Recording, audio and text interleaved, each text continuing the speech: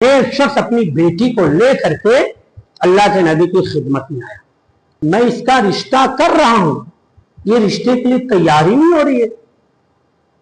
بڑا عجیب کیس، ایک بچی اپنے باپ کی نافرمانی کر رہی ہے، لیکن کھل کر وہ بات وہ نہیں کہہ رہی میں کیوں نافرمانی کر رہی۔ باپ سامنے ایک نوجوان بیٹی ہے، 3-4 رشتے آئے، بیٹی نے انکار کر دیا۔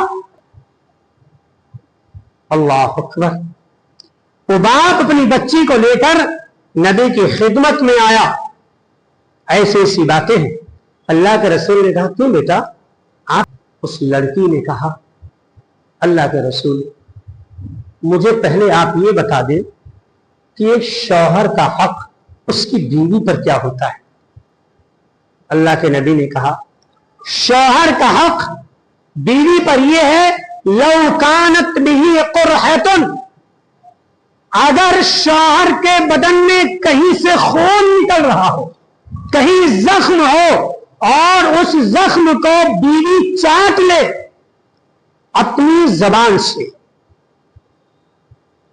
او انتصر مخراط شدیدا او دما، یا اس کے بدن سے پیپ اور مواد نکل رہے ہوں اور بیوی اس مواد کو اپنی زبان سے چاٹ لے، ما عدت حقہ، تب بھی ایک بیوی اپنے شوہر کا حق ادا نہیں کر سکتی۔ یہ شوہر کا مقام ہے۔